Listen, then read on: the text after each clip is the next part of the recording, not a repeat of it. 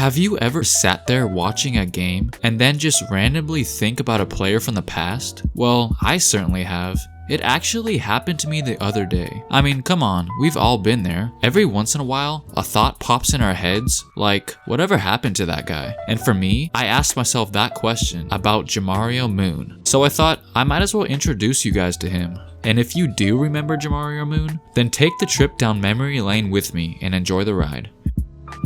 So I know some of you guys might not have even heard of him. I mean, I don't blame you. He was not a superstar, he was not an all-star. Heck, some people wouldn't even consider him that great of a player. But one thing you can say is that he was one of the most athletic players probably ever. And he couldn't have had a more perfect last name, because sometimes, I swear, his head was close to hitting the moon. He was a 6'8" high flyer with the nickname Moonwalker. Here's Jamario Moon, flying to the rim! That was sick, wicked, and nasty! How high can you fly, my man? Okay, sure, I know the majority of the players in the NBA can basically jump out of the gym, but there was just something about this guy that always stood out to me. He just had a little more bounce than anyone else. Just making this video right now is starting to bring back memories when I used to watch him in middle school. He made everything look so effortless. I mean, this man was able to make regular plays look astonishing. Like this one, that should have just been a simple rebound, but no, he took it to the extreme by literally pole vaulting over everyone. Wow! On a fast break, or even in the half court, all you had to do was throw it somewhere near the hoop, and he'll go get it. But don't let the freakishly unreal athletic ability fool you. His journey to the NBA was not easy. In fact, he almost wanted to give up. He wasn't a highly sought after big time college player. He had to settle for Meridian Community College in Mississippi, but he still decided to go all in on his NBA dream by entering the 2001 NBA draft. He had a draft party and everything, with friends and family waiting to congratulate him once they heard his name called. But unfortunately, they never did. No NBA team even gave him a second look, and he admitted that he was embarrassed in front of everyone. He said it felt like a stab in the heart. But just like anybody who has the desire to be successful, there was no way he would let that stop him. He kept on grinding, hoping one day he'll get his chance. So for several years, he bounced around 8 different leagues all over the world, playing for 18 different teams, in leagues such as the ABA, CBA, USBL, and several other international teams. And also had a quick pit stop in the D-League. But eventually, his perseverance paid off. In 2007, he got word that the Toronto Raptors were holding a 3-day minicamp and knew that he had to jump on the opportunity right away.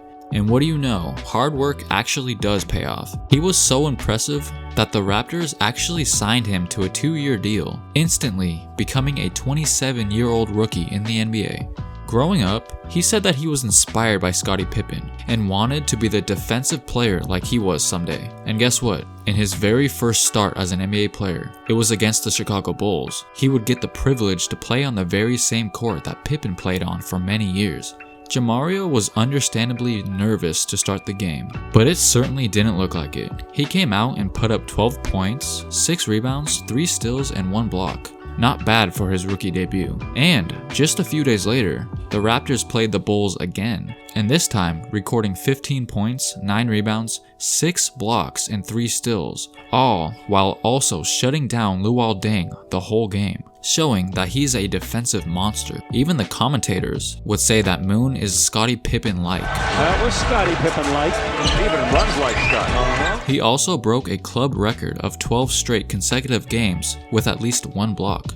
Raptors fans were definitely hearing all about this guy.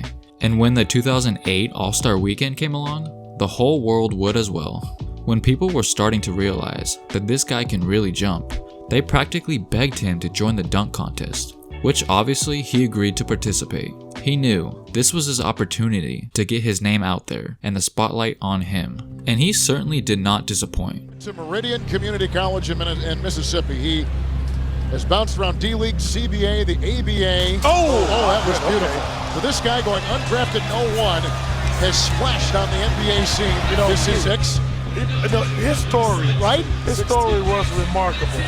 That was a great dunk. That was a great dunk, but the story for him, how he got to the NBA. Now obviously, that was a pretty impressive dunk, but it was nothing compared to what he had up his sleeve next.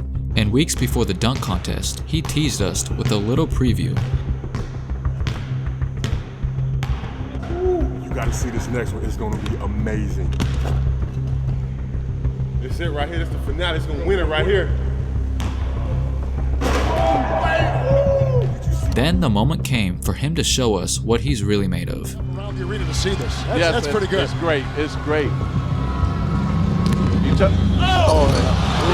can't do this. No, it's too far. I think he can do it.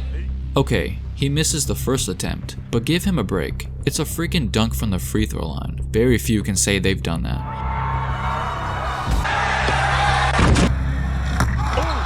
Now, with all eyes on him, he knows he can't screw this one up.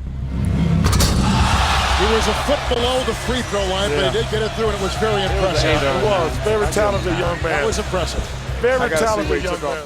After the dunk contest, he was automatically put into the box office category. We couldn't wait to see what kind of acrobatic thing he would do next. But at the end of the day, the NBA is about winning. And yeah, crazy dunks are nice and all, but it's not the #1 priority. And his time in the NBA wouldn't last. He had some brief stops with other teams, but couldn't really find a permanent home. He also spent some time with the Harlem Globetrotters and recently with the Big Three. So this is a classic case of all good things eventually come to an end. But let Jamaria Moon's NBA journey be an inspiration for all those players not willing to give up on their dreams. Alright guys, let me know if you remember Jamaria Moon. Make sure to comment down below and don't forget to like and subscribe. Thanks for watching.